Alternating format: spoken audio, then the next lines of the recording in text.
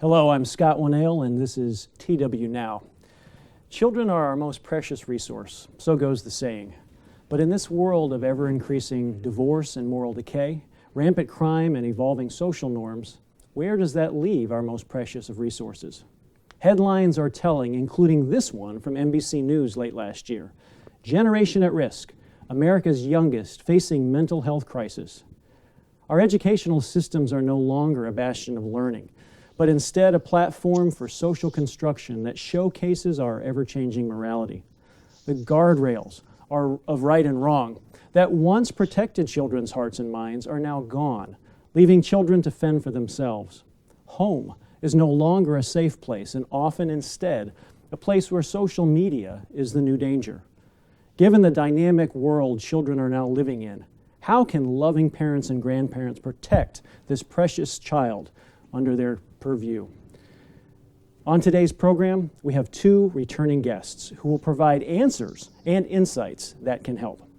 I'd like to welcome back Mr. Wyatt Ciesielka. He's a minister, a father, a Tomorrow's World magazine writer, and a former university professor. He's also spent time educating youth and has a passion and interest in working with them. Also, Mr. Stuart Wachowicz. Mr. Wachowicz is a longtime public educator, a public school system administrator from Alberta, Canada. He's written and presented on the topics of children and education, a subject he knows very well. He's also a minister, a father, and a grandfather. And Mr. Wachowicz is joining us today via Skype from Mississauga, Ontario, in Canada. Gentlemen, again, welcome back to both of you. It is wonderful to have you on our program. I'm excited about our conversation today, and I know it will be of help to our viewers. By the way, if you do have any questions, please feel free to send us a note, and we will try and get to those today as well. Okay, gentlemen, let's start out with this question. What are some of the new and emerging threats to the minds and the hearts of our children? What is out there, and what are our kids facing today? Mr. Wachowicz, why don't you go ahead and start? Well, I think it's a very different world than we may have grown up in or our parents grew up in. And it is a world that does have many challenges and many threats to the integrity of the culture that we have tried, or our parents have tried to pass on. There is increasing pressure from what they call the progressivist element within school systems in North America, which provides an anti-intellectual approach that doesn't value knowledge, but values students deciding to learn for themselves, creating a very weakened education system. And there's also the social messaging that is all around students today, the forced affirmation in school systems and in society of new beliefs. Perhaps they be around the LGBTQ issue, perhaps around climate, perhaps around abortion, or other issues. And there is an overt attempt in to our children, or challenge to our children, to destroy the traditional values that have been passed on from generation to generation. And whether they be connected with cultural values or values of faith. And there's even, despite many warnings from doctors and many warnings from experts who have reviewed these issues, even a warning about not having your child in front of a screen too long every day, because there's a negative associated with that medically. And yet there is pressure to be in front of some kind of a screen, whether a handheld device or a large screen. There are many challenges which start to erode the traditional set of values that we've had for centuries, and start to erode trust in those fundamentals of faith, which are psychologically anchoring to a child. We wonder why the suicide threat is so high. We wonder why the mental illness rate among children is so high. Well, you remove those cultural anchors, children are adrift. And in that tossing sea of various challenges, if they don't have an anchor, they will become unsettled. And, they're awash also with much, they call it entertainment, But whether it's a lot of the movies, a lot of the television programs which show excessive violence, and it shows the very violence the society condemns. And then they are surprised when people start to mimic those violent acts, especially maybe young people who haven't got as much guidance from parents, etc. It is a lot going on. And there is an attempt to remove children from the values and the trust in their parents, and also remove children from the values and trust and faith in any sort of religious anchor that they may have as well. I think these are some of the critical, fundamental challenges that our youth is facing, which are destabilizing our society.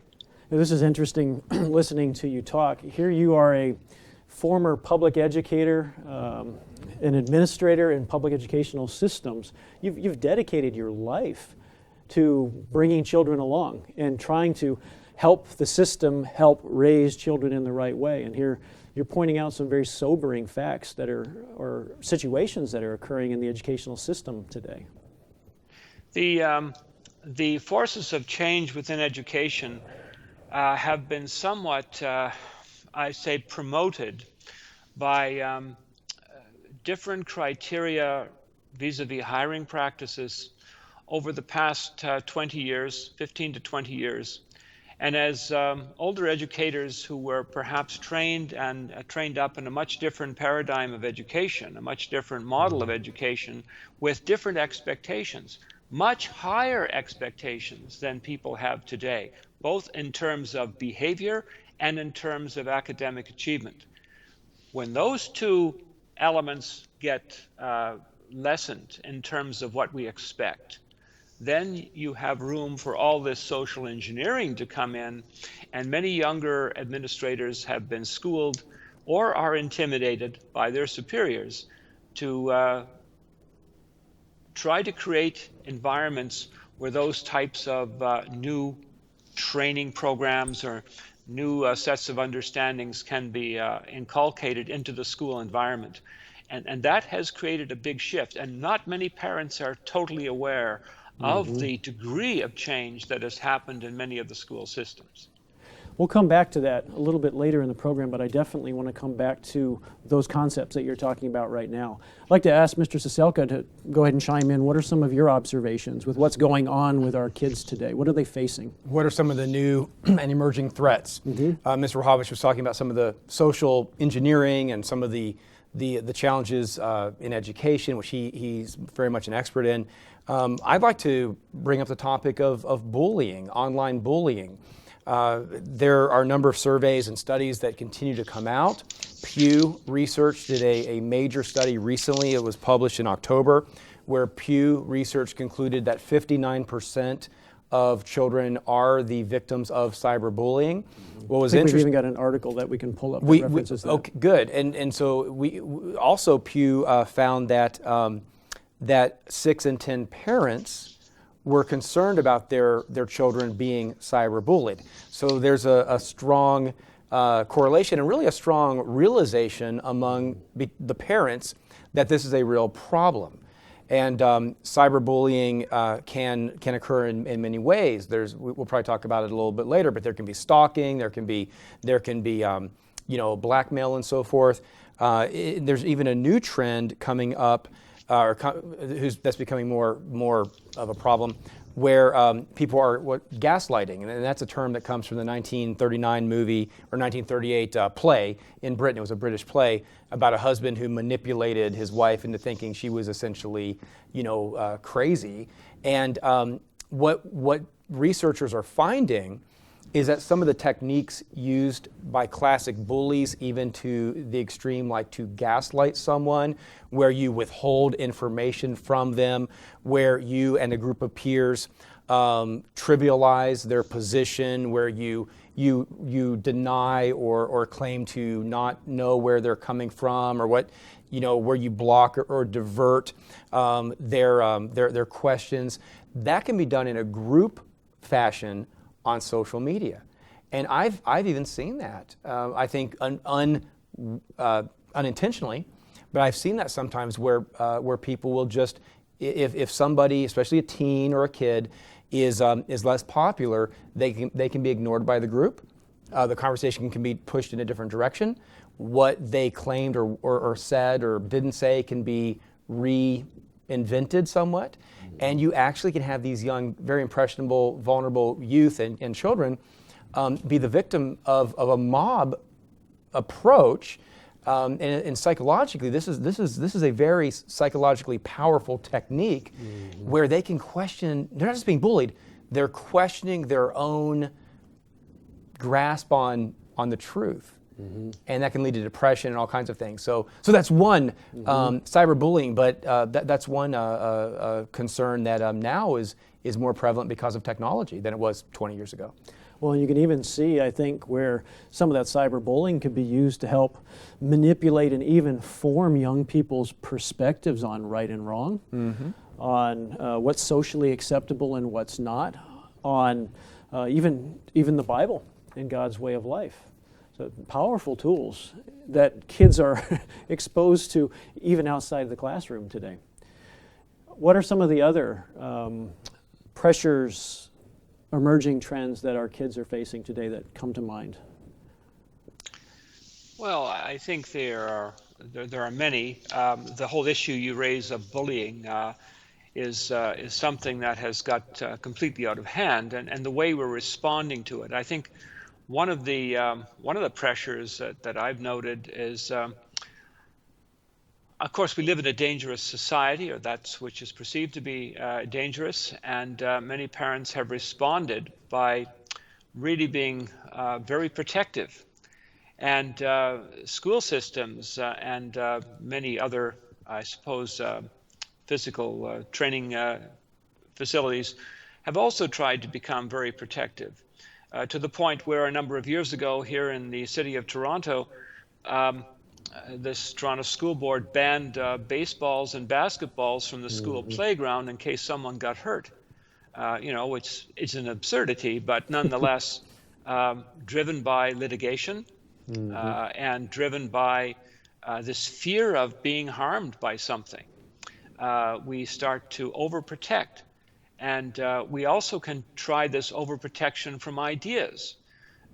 If someone brings up an idea which is not socially acceptable, whether it's on one side or the other of a coin, an argument over a historical statue, such as here in Canada of our first Prime Minister, if one takes a side based upon historical context, they can be called racist, they can be called all kinds of names, and you start to quash academic debate. You start to quash the free flow of ideas, the dialectic that was the framework of ideas being bantered around, and so eventually you come to a more thorough understanding of both sides.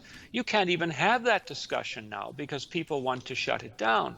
And children are being intimidated in such a way as they will not express even a polite but dissenting opinion from what they perceive to be the popular view or the correct view in this particular environment. That is academic suppression. It's stifling, and it's not going to do our society any good, and it's not going to do those children any good in the long run. I think this is a major issue as well in trying to ensure that children are well educated and then able to understand the context of their past.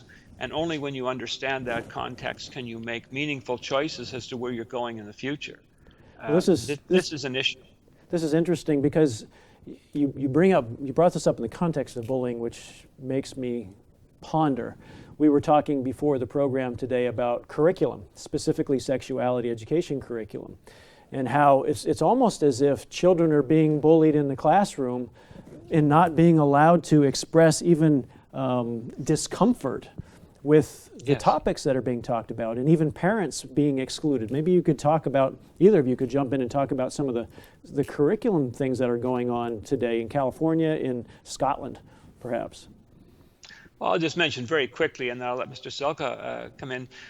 For example, in terms of the curricula in Scotland, or in the province of Alberta, and I believe possibly in California, although I haven't read it in detail, the requirement of the child is to affirm a practice. And that's how it's written in some of the curriculum.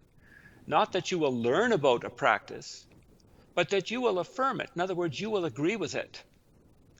And so if you express, based upon a cultural or religious or perhaps even the opinion of your parents, a negative view, even if politely expressed, students can be censured for that. And in some cases, removed from class or failed. And there have been cases of first-year university students being failed because they didn't agree with the position being espoused in the classroom. And this is basically draconian, and it's very third world in its approach. And even in the third world, I shouldn't say that, because the third world, you probably have more freedom of speech in some areas. Right. Yeah, I was going to say, you're right. In the third world, quote unquote, and frankly, some of the other world superpowers like Russia, they're much more on the traditional side of the coin here, and look at us in the Western nations and really ridicule us. So I think our audience needs to just be reminded of that if you feel like you're in the minority in California, as an example, in the public school system, because you're a conservative Christian, you probably are in the minority within the academic world, but you may not be in the minority as far as just your neighbors go, and you're definitely not in the minority as far as the whole world goes. If you look at, again, Russia and other countries, they're much less enthusiastic about the whole LGBT agenda. I think it was Mr. Wahabish might remember, but I think it was 2011 when California passed the SB 48 bill, which was it required them to teach LGBT history studies in school. So that, if I'm remembering correctly, that was 2011. That's 7-8 years ago. Our parents need to be reminded that this isn't something that's just started to happen, this year. Mm-hmm. There's been a systematic push for quite a while to build that curricula into schools. And as Mr. Wahabish mentioned a few moments ago, we now have, and I think he said, some younger, educators, and it's true. You have younger educators, you have younger politicians and legislators who, frankly, they're the second generation growing up with these new norms. And so when a parent that's speaking from a traditional Christian perspective goes to talk to a legislator or a teacher, that legislator or that teacher may not be discussing things from a traditional Christian perspective, nor were their parents. You may be talking to the second or third generation of someone who's been indoctrinated in this, all the liberal bias. Let me push us on to another question. We've looked for just a little bit here on what are some of the things that our young people, our children, our grandchildren are being exposed to. What's helpful to remember is that society in general is actually recognizing that some of these issues are problems, and they are trying to come up with some solutions. What are some of the solutions that you think the world, society in general around us has put forth to try and protect children as they grow up in this world? I'll jump in with a couple quick comments. There is more of an awareness now. I'll come back to technology and social media. There's more of an awareness, which is good. I was reading a report this morning in preparation for the program.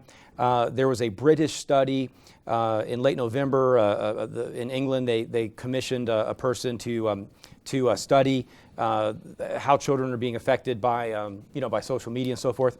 And so this group did the study and they published a report. Who knows what about me? What they found was that by the time a kid turns 18, there will be about 70,000 posts about that kid on the internet. Now, why do I bring this up? Because big data, big tech companies, and frankly governments, are able to look at that world of information about our kids.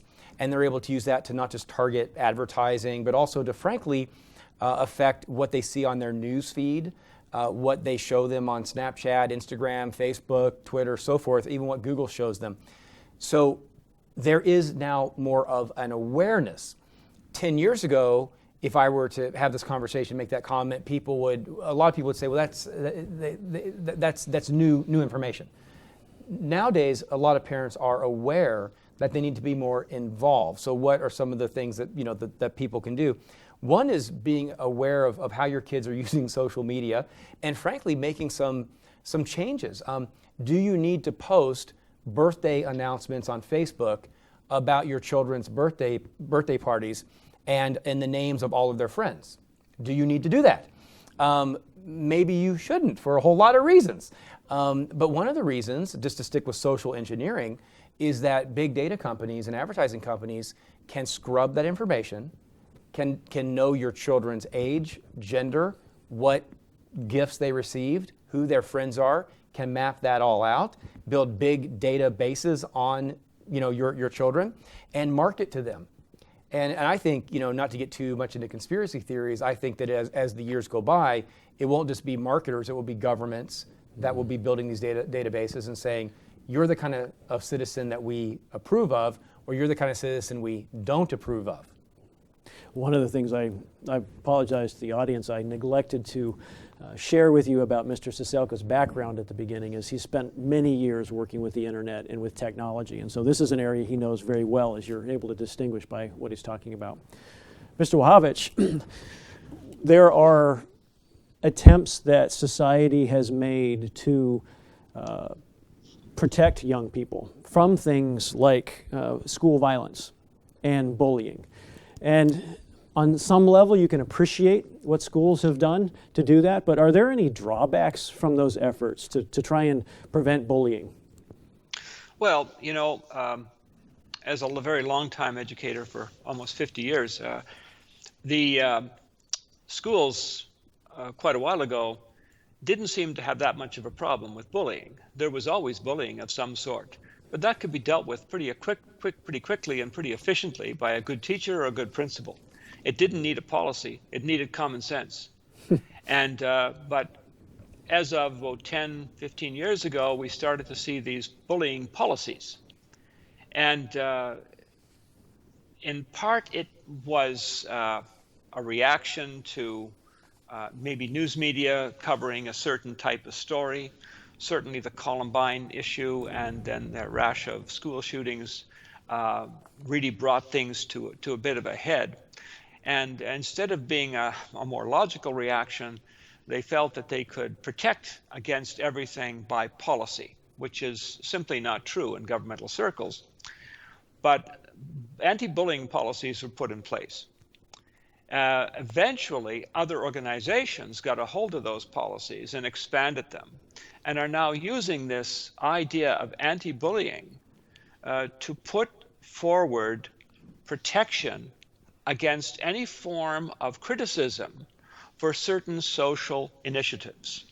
A good example is the whole LGBTQ issue, where there is a tremendous impetus on the part of that organization and their allies to push this into schools, to cause children to affirm it, and quite frankly, probably to recruit.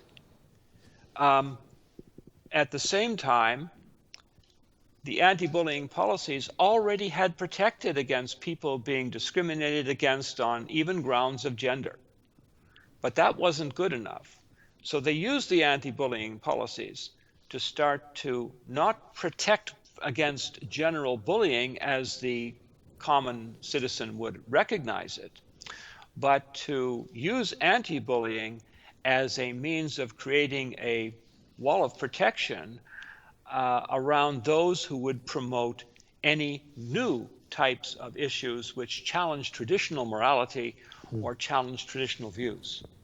And you have to be permissive of everything except a traditional value.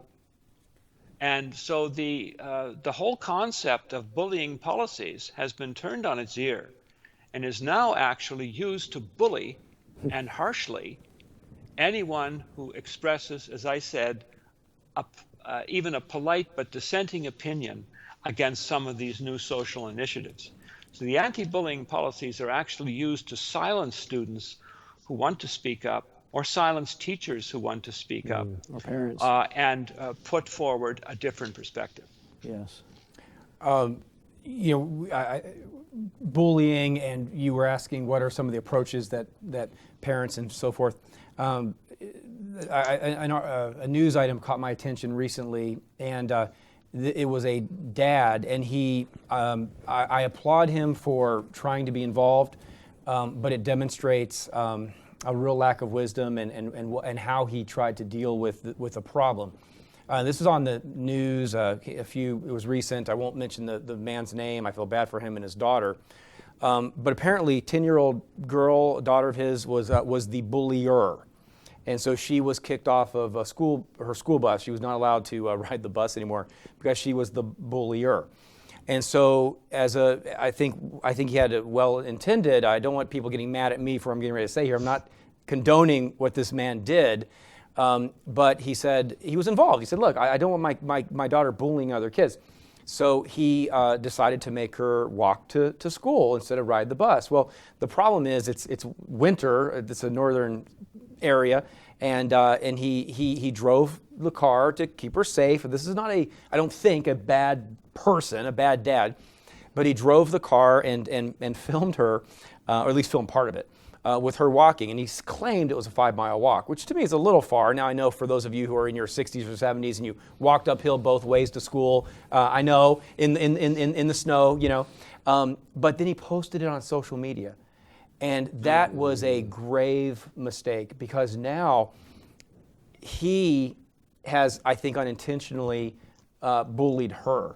He has posted a video of him humiliating her on social media, and all of a sudden there's this backlash, which I think there should be, that was just really foolish of him to do that, to publicly humiliate his daughter. Probably a good dad trying to do his best, you know, but not wise. Yeah. He kept her safe. He drove along the road, you know, but be careful. So what's my point for telling this story? Parents, grandparents, aunts, uncles, be involved. Know what your kids are involved in if they're the recipient or the person doing the bullying. But be careful in how you deal with it. Don't bully them back. Don't post something on social media of you humiliating your kid. I'm going to push us forward. Thank you for that observation. We do have to be careful. When we look at the world's attempts to try and deal with these challenges to our youth, we do see attempts that are being made, but we see mistakes that are being made as well. And even as Mr. Wojcicki pointed out, a whole Pandora's box is being opened up, creating other problems. God does give us some principles, though, doesn't He? The Bible gives us some principles on how we can raise children in such a way that we can protect them from the course of this world. What are some of those powerful biblical, godly scriptures and principles that we need to be aware of when raising children today and protecting them from the course of this world? Well, I would think the first thing that comes to my mind is what is the world doing to undermine the concept of God?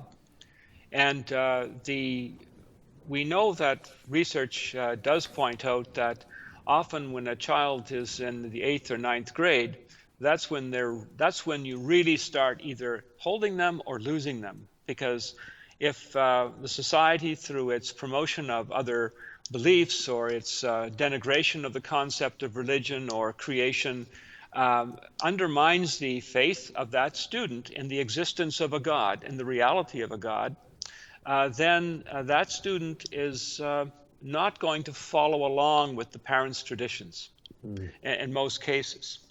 And so once God is questioned, and the determination of right or wrong is also then a very subjective thing, and situation ethics apply, etc. If I were going to help a child today, I think one of the things I would do primarily is even more so than maybe teaching them biblical principles, is the very first thing is give them some rudimentary tools that they would be able to prove over and over again in their mind that there is a God.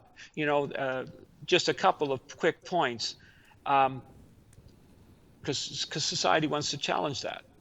So if one of these societal points is all science agrees with evolutionary development. Everyone. That is simply an untruth. I would encourage people to go to the website, Descent from Darwin. And there you can find the names of over 1,000 leading scientists, all with PhDs, who have signed a disagreement with Darwinian theory and are presenting reasons for it. Not all science agrees with evolution.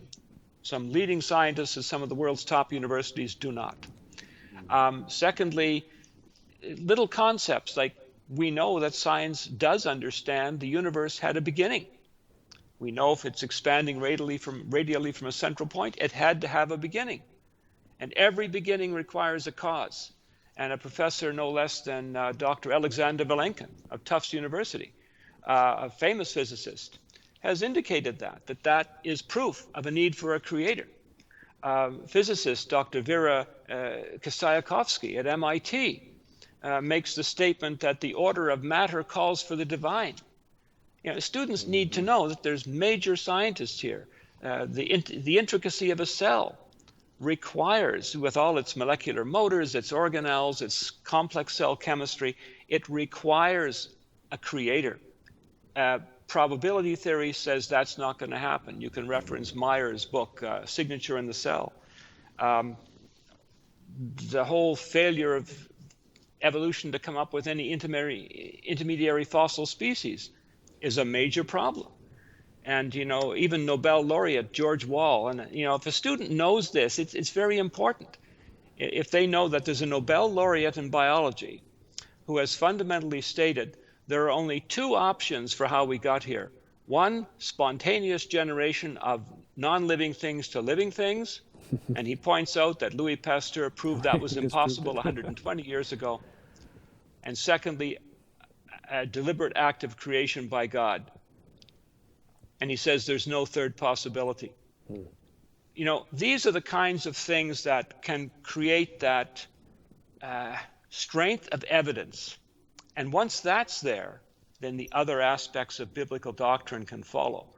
But if I were going to prepare a child for life in this world and all its messaging, because you can't wrap them in bubble wrap, Right. but all its messaging, that would be one of the key pieces I would provide. There is a God. The Bible says that the heavens declare God's glory, and I think that one thing that parents can do is instill an awe of God in their young children, especially, and just point out some of the facts. Like Mr. Wahovich, he went through a good long list. The Goldilocks zone, for example, is something that we'll talk about, where habitable planets have to be a certain distance from stars and so forth. But it's not only that.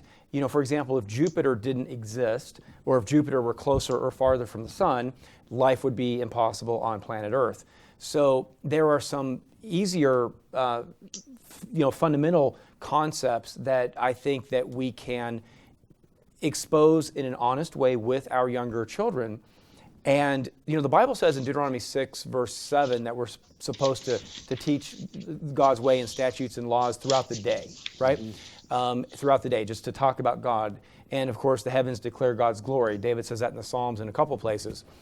When our children are young, let's counter what they're seeing and hearing on television and the internet and school and so forth. And let's praise God's creation, praise God as a creator, and just instill some of these fundamental points as they get older and they approach high school and then beyond, and they're confronted with these academics who want to argue for evolution. They will have to deal with those intellectual arguments. They'll have to do heavier duty research. But we're not doing a service to our children if we're silent and basically almost unintentionally creating a home environment of ignorance when our children are 3, 4, 5, 7, 8, 9, 10 years old. You can't just say, well, God's great and I love God. Well, good, but there are some easy principles that even a young kid can understand, like the Goldilocks zone. That's why I mentioned that. It's simple, it's provable, and there are scientists who have written papers on it, and they can study it more. But make God central to your kids' worldview from the ages of 0, 1, 2, 3, 4. Mm-hmm.